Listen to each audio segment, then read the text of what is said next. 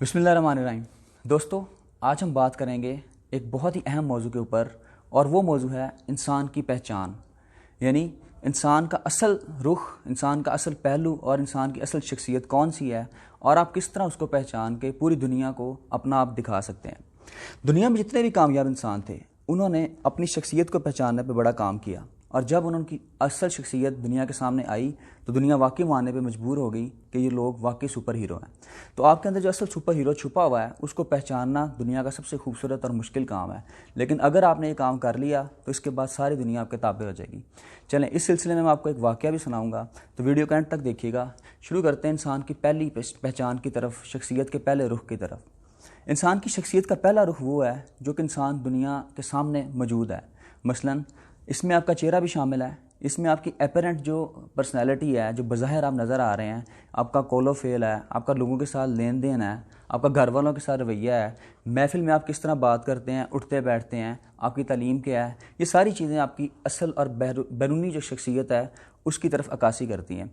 तो ये शख्सियत आहिस्ता आहिस्ता कायम होती जाती है और फिर आपकी एक पहचान बन जाती है। मसलन अगर आप ज़्यादा मजाक करने वाले हैं तो लोग आपको मस्करा कहना शुरू कर देते हैं। अगर आप बहुत संजीदा हैं तो लोग आपको सड़िया या इस तरह के कुछ नाम देना शुरू कर देते हैं कि ये बहुत कम गोआ है, बोलता नहीं किसी के साथ। और अब इस सिलसिले में मैं वालिदैन से बड़ी रिक्वेस्ट करना चाहूँगा कि आप कभी भी अपने बच्चे को पहले से टैग ना करें। अक्सर वालिदैन क्या गलती करते हैं, पहले से बच्चों को कहना शुरू कर देंगे कि मेरा बेटा तो बहुत संजीदा है, ये तो कोई मजाक नहीं करता, कोई शरारत नहीं करता। बाज़ दफ़ा इस तरह होता है कि ये बात बच्चे के साथ चलती चलती उसकी असल शख्सियत को छुपा देती है, और हो सकता है उसके अंदर एक बहुत अच्छा कोई एक्टर, कोई टैलेंटेड पर्सन, कोई आर्टिस्ट बैठा हुआ हो जो कि बाहर डिस्कवर ही नहीं हो सकता। अच्छा, अब दूसरी पहचान, आपका जो शख्सियत का दूसरा पहलू है वो क्या है? आपकी शख्सियत का जो दूसरा पहलू है वो है आपकी अपने बारे में इल्यूजन। इल्यूजन से मेरी मुराद है खुद फरेबी। जी, अगर आप शीशे के सामने खड़े होते हैं या आप किसी मूवी को देखते हुए, ड्रामा को देखते हुए, हम लोग अक्सर अपने आप को मुख्तलिफ़ किरदारों के साथ, फ़नकारों के साथ टैग करते रहते हैं।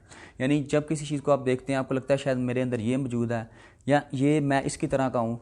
यानी वक्तन फ़वक्तन आप मुख्तलिफ़ चीज़ों के साथ, मुख्तलिफ़ लोगों के साथ अपने आप को कंपेयर करते रहते हैं। ये आपकी दूसरी शख्सियत है, और ये भी असल शख्सियत नहीं है।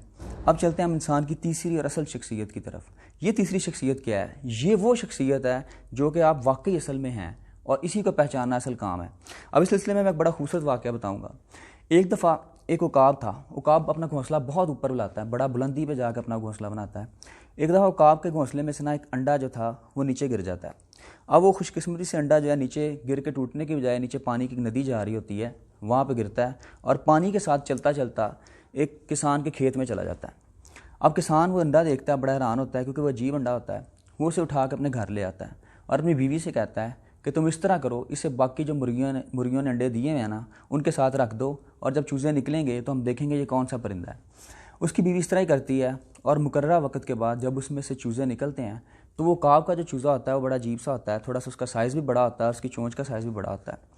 अब होता क्या है, मुर्गी अपने बच्चों को साथ लेके फिरती है। तो एक दफ़ा बतख जो है ना उस मुर्गी के बच्चों का मजाक उड़ाती है, उस उकाब से मजाक उड़ाती है, कहती तुम किधर आए हो, तुम तो यहाँ पे नहीं है, तुम्हारा ताल्लुक इन लोगों के साथ नहीं है।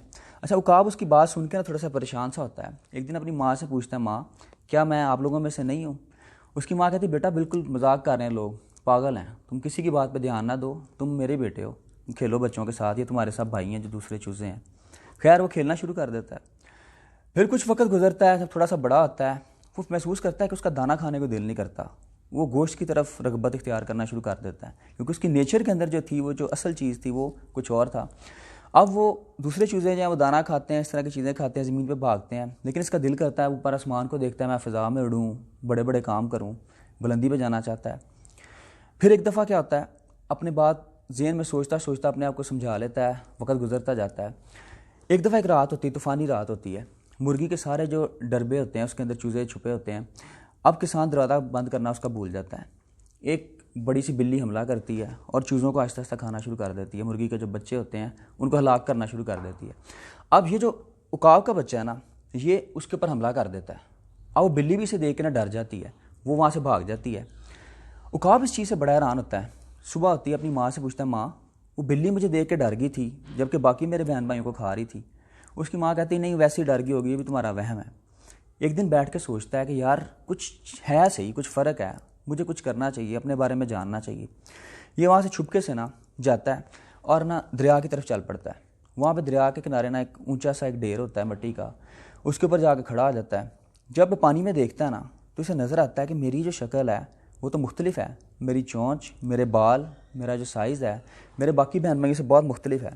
اس چیز کو دیکھ کے بڑا پریشان ہوتا ہے اور نا کہتا ہے چلے میں اڑنے کی کوشش کرتا ہوں. اسی اوپر جو آسمان پہ پرندے نظر آ رہے ہوتے ہیں نا تو اس کی طرف دیکھ کے اپنی طرف اڑنے کی کوشش کرتا ہے. 2-3 دفعہ ٹرائی کرتا ہے, نیچے گرتا ہے. ادھر سے مرغی ڈھونڈتے ڈھونڈتے وہاں پہ پہنچ جاتی ہے. مرغی سے کہتی تم کیا کر رہے ہو, پاگل ہو, گھر چلو. وہ اس کو لے کے ساتھ گھر چلی جاتی ہے. خیر کچھ دن اور گزرتے ہیں. اب یہ اپنی ذہن میں تہیا کر چکا ہوتا ہے کہ میں مرغی ہوں, میں کوئی اور چیز نہیں ہوں, مجھے ایسے ہی رہنا ہے. خیر وقت گزرنا شروع ہوتا ہے. پھر ایک دن نا بیٹھے بیٹھے اس کے اندر سے خیال آتا ہے کہ اگر میں نے آج کوشش نہ کی تو میری ساری زندگی اسی طرح ختم ہو جائے گی. اس دن وہ پکا ارادہ کرتا ہے اور تہیا کر کے اٹھ پڑتا ہے. پھر دوبارہ جاتا ہے, جا کے اس اونچی جگہ پہ کھڑے ہو کے چھلانگے لگاتا ہے, اڑنے کی کوشش کرتا ہے اور حتیٰ کہ وہ اڑ جاتا ہے. یہ اس کی آخری کاوش تھی, یہ اس کی آخری مشکل سٹیپ تھا. اس کے بعد وہ آسمان کی بلندیوں پہ چلتا رہتا ہے اور پھر جب وہ اوپر سے گزرتا ہے تو اس کے جو نیچے دوسرے مرغیاں کے بچے تھے, مرغی کے بچے, چھوٹے چوزے جو تھے جو اس کے بہن بھائی تھے, وہ اسے دیکھ کے ہنستے ہیں, کہتے ہیں نیچے آؤ. اب وہ کہتا ہے نہیں, اب ٹائم ختم ہو چکا ہے, اب میں نے اپنی پہچان کر لی ہے. پھر وہ ان کو دیکھ کے ہنستا ہے اور پھر وقت آتا ہے کہ وہ جا کے قابوں میں شامل ہو جاتا ہے. تو ایک بڑی خوبصورت بات میں آپ کو بتاؤں گا. بعض دفعہ اللہ تعالیٰ ہمیں مختلف حالات میں, مختلف سرکمسٹانسز میں اس لیے پیدا کر دیتے ہیں تاکہ ہم سٹرگل کر کے اپنا پہچان سکیں. اب یہ فیصلہ آپ نے لینا ہے کہ آپ عقاب کے بچے ہیں یا مرغی کے بچے ہیں. اگر تو آپ چاہیں لوگوں کی باتیں سنتے ہوئے اپنی ساری کی ساری زندگی اسی طرح گزار دیں, لیکن اگر آپ واقعی کچھ کرنا چاہتے ہیں تو آپ کے اندر کی چھپی ہوئی آواز سنیں.